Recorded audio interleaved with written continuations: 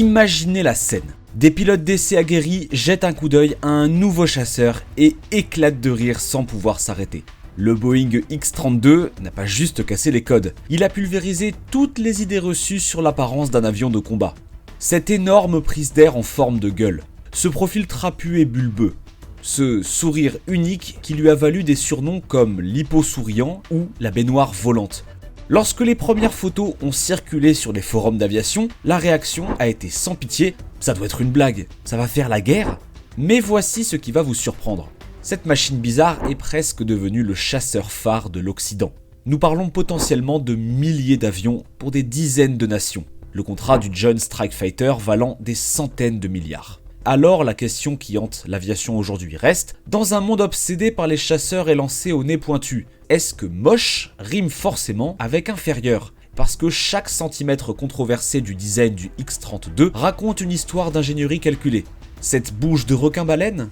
Un défi direct lancé à l'un des casse-têtes les plus durs en aviation.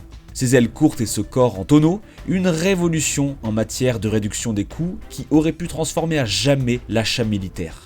Mais lorsque la poussière est retombée, c'est le plus élégant X-35 qui a remporté le match, devenu le F-35 Lightning II d'aujourd'hui. C'est vraiment son look qui a tué le X-32?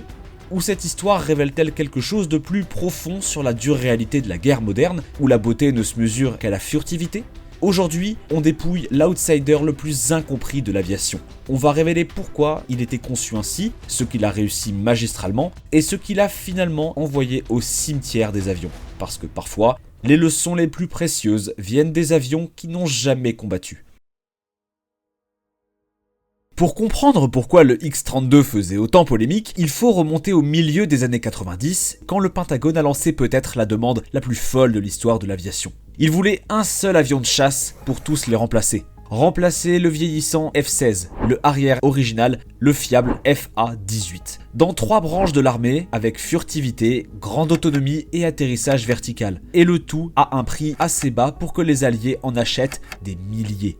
Le jackpot, un contrat valant plus que le PIB de la plupart des nations et le contrôle de la puissance aérienne alliée pour les 50 prochaines années. Les ingénieurs de Boeing fixaient ce casse-tête. Comment conjuguer haute technologie et coûts dérisoires? Leur réponse a quitté le hangar sans ressembler aux jets élégants qui font rêver au cinéma. Le X-32 est arrivé avec cette fameuse prise d'air sous le nez, un fuselage en forme de baril et des ailes delta courtes qui faisaient grincer des dents les puristes. Mais ce que personne n'a vu, cette entrée d'air énorme, souvent comparée à la bouche d'une baleine en train de se nourrir, n'était pas un hasard. C'était la solution directe de Boeing pour le défi de l'atterrissage vertical. Tandis que les autres galéraient avec des ventilateurs complexes et des conduits tortueux, Boeing a opté pour la simplicité brute, un flux d'air direct de la prise au moteur. Besoin de beaucoup d'air pour l'overing? Agrandit la bouche. Oui, c'était bizarre, mais ça supprimait des dizaines de points de défaillance potentielle en combat. Chaque choix original suivait la même logique. L'aile Delta, une pièce unique en fibre de carbone, la plus grande jamais montée sur un chasseur. Un seul gros composant au lieu de centaines de petites pièces signifie production rapide et coût en chute libre. Ce fuselage bulbeux maximisait carburant et armement à l'intérieur tout en gardant la furtivité. Même les proportions, qui choquaient les yeux aguerris, étaient des compromis calculés entre esthétisme et économie sur la durée. La presse aviation s'est déchaînée avec les surnoms. Les généraux riaient aux présentations.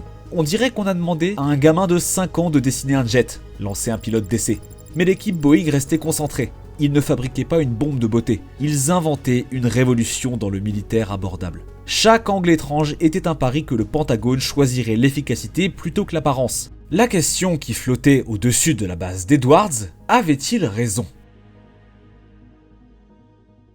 Oublions un instant les blagues sur le look. Parlons de ce que le X-32 a vraiment apporté là où ça comptait, dans le ciel. Sous cette silhouette controversée se cachait un vrai génie d'ingénierie. Cette aile monobloc en fibre de carbone n'était pas seulement énorme, elle était révolutionnaire. Boeing annonçait une réduction de 75% du temps d'assemblage et la suppression de milliers de fixations susceptibles de lâcher en combat. On parle aussi de 30% de coûts de maintenance en moins sur la durée de vie de l'appareil. Cette philosophie de simplicité allait bien au-delà des apparences. Alors que le X-35 de Lockheed utilisait un ventilateur de sustentation entraîné par arbre, complexe et rempli de pièces mobiles, le système de sustentation directe de Boeing était d'une élégante simplicité. Moins de pièces, c'est moins de risque de casse quand les balles commencent à pleuvoir. Exactement ce dont rêvent les techniciens sur les ponts d'envol. Les tests au sol étaient prometteurs. Le design modulaire permettait une reconfiguration rapide. La structure robuste supportait des charges qui mettraient à mal des appareils plus fragiles.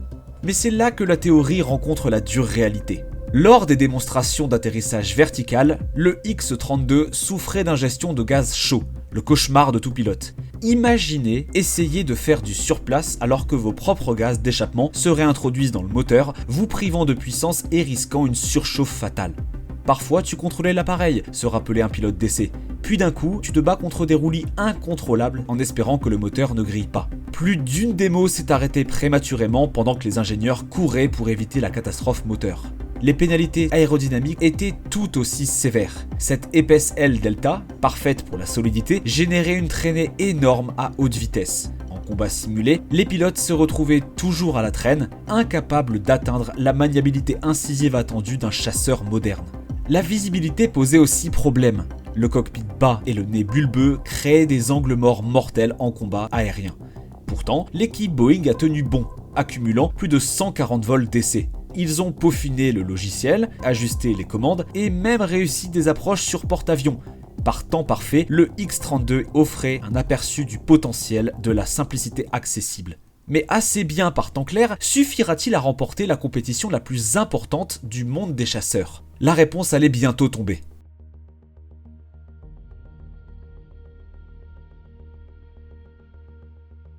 La compétition pour le Joint Strike Fighter ne s'est pas jouée sur des présentations PowerPoint. Elle s'est gagnée dans le ciel, là où chaque faiblesse est impitoyablement dévoilée par les lois de la physique. Imaginez la scène à la base aérienne d'Edwards. 2 prototypes révolutionnaires, des milliards en jeu et des pilotes d'essai poussant des avions expérimentaux à leur limite absolue. Le X-32 de Boeing misait sur la fiabilité grâce à une mécanique simple. Le X-35 de Lockheed pariait tout sur la sophistication technologique.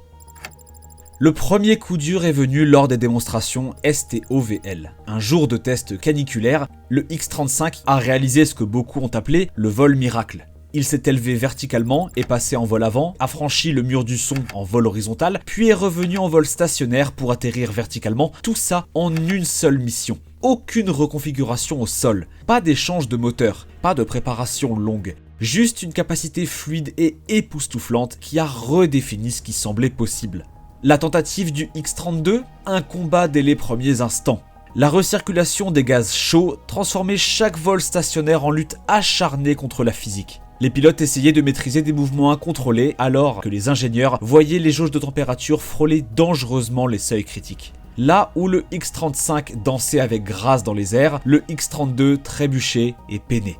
Plusieurs démonstrations se sont terminées prématurément à cause des limites de sécurité franchies. Mais le vrai coup de grâce ne fut pas une défaillance isolée, c'était la flexibilité opérationnelle. Le design de Boeing exigeait des heures de travail au sol pour passer de l'atterrissage vertical à la configuration supersonique. Différentes entrées d'air, charges logicielles, même la répartition des poids devait être changée manuellement. Le X-35, il pouvait effectuer ces 2 missions successivement sans aucune modification. Imaginez les implications tactiques. Décoller verticalement d'un petit navire amphibie, frapper des cibles à vitesse supersonique, puis atterrir verticalement dans une base avancée. Le tout avec la même configuration d'avion. Vous avez déjà vu les rêves d'un ingénieur mourir en temps réel ? L'équipe Boeing savait qu'elle avait construit une machine capable. Le système de sustentation directe fonctionnait, juste pas assez bien. Leur philosophie modulaire était brillante, mais l'adaptabilité l'a emporté sur la simplicité lorsque des vies étaient en jeu. On avait le jet le plus simple à entretenir, a admis plus tard un ingénieur Boeing, visiblement frustré. Mais eux, ils avaient le plus performant. En combat aérien, devinez quelle qualité fait la différence. Le verdict du Pentagone est tombé vite et clair. Le X-35 n'a pas seulement surpassé la concurrence, il a dominé là où la performance comptait le plus. Pas parce qu'il était plus beau, mais parce qu'à ses limites opérationnelles, il faisait simplement plus. Et dans le monde impitoyable de l'aviation de combat, plus fait souvent la différence entre succès et échec catastrophique.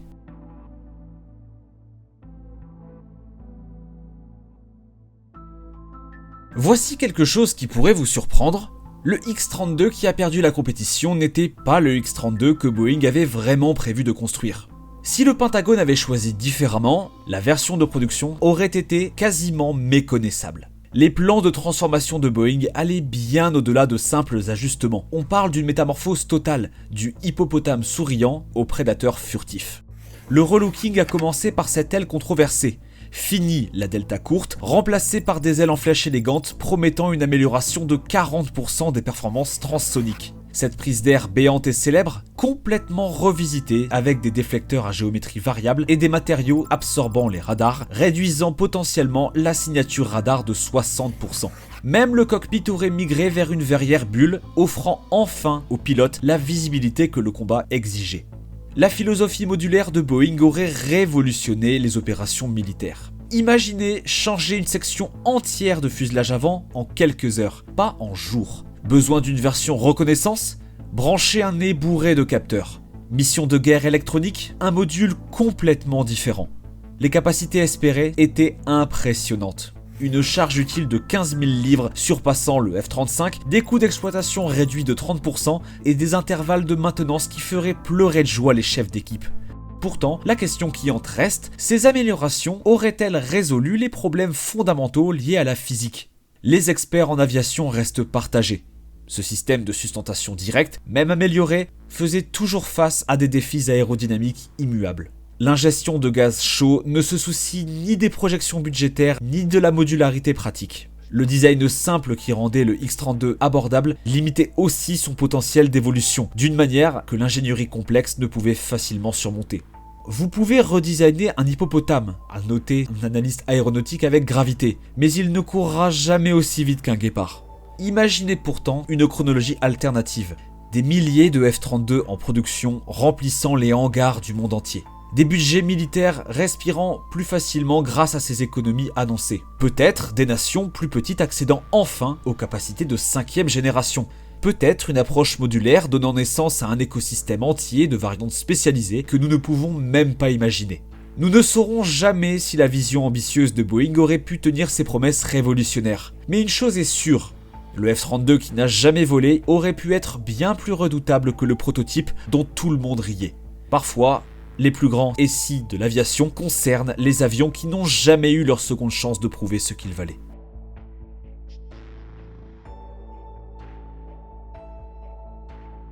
Alors, nous voici face à la question cruciale, est-ce que moche rime avec inférieur dans l'univers impitoyable de l'aviation de combat? L'histoire du X-32 donne une réponse aussi claire qu'un bang supersonique. Ce jet n'a pas perdu à cause de son look atypique. Il a perdu parce qu'en théorie d'ingénierie, la pratique opérationnelle ne collait tout simplement pas. L'aspiration de gaz chaud, les compromis aérodynamiques et l'inflexibilité opérationnelle ne sont pas des soucis cosmétiques qu'on règle avec un meilleur marketing. Lorsque les pilotes jouent leur vie à 30 000 pieds, économiser en maintenance devient sans importance si la mission ne peut pas être menée à bien. Et pourtant, ce moche a réussi quelque chose de remarquable par sa défaite. Le X-32 est devenu le plus célèbre outsider de l'aviation, déclenchant plus de débats passionnés, de même viroses et de discussions enflammées que des chasseurs qui ont réellement combattu. Visitez un musée aéronautique, vous verrez comment les foules se massent autour des vitrines du X-32, ignorant les avions plus jolis à proximité. Il y a quelque chose de profondément humain à soutenir ce combattant maladroit qui a osé être différent. Mais l'héritage réel va bien au-delà de la célébrité internet. Les approches radicales de Boeing en fabrication n'ont pas disparu avec la défaite du X-32. Cette technologie révolutionnaire d'aile monobloc a évolué en technique utilisée dans toute l'industrie aérospatiale. La philosophie de design modulaire perdure, des drones modernes jusqu'au concept de chasseurs de 6e génération. Même les méthodes de contrôle des coûts mises au point pour le X-32 influencent encore la construction d'avions militaires aujourd'hui. Parfois, les échecs les plus audacieux sont les plus instructifs. Le X-32 a forcé toute une industrie à remettre en question ces dogmes sacrés du design aéronautique. Il a prouvé que la simplicité mécanique, aussi admirable soit-elle, ne pouvait pas surpasser les lois fondamentales de la physique. Il a démontré qu'en guerre moderne, la flexibilité opérationnelle prime sur l'efficacité de fabrication. Surtout, il a montré que repousser ses limites, même en échouant spectaculairement, pousse l'aviation en avant d'une façon que la prudence ne pourrait jamais atteindre. Je vous lance un défi. Si vous étiez dans cette salle de réunion au Pentagone, calculatrice en main et sécurité nationale en jeu, parieriez-vous sur le X-32, fiable mais limité, ou miseriez-vous tout sur les promesses technologiques du X-35 ? Partagez votre avis ci-dessous, car 2 décennies plus tard, ce débat enflamme toujours les cercles aéronautiques. Et si vous avez soif d'histoire sur les paris les plus fous de l'aviation, les échecs d'ingénierie et les machines qui ont tout changé, abonnez-vous. Souvenez-vous, dans le monde des chasseurs, ce sont parfois les vilains petits canards qui laissent les plus beaux héritages. Le X-32 a peut-être perdu la bataille, mais son ADN continue de voler d'une manière que nous découvrons encore. À la prochaine, gardez les yeux en l'air. On ne sait jamais quelle merveille inattendue pourrait être en train de réécrire les règles là-haut.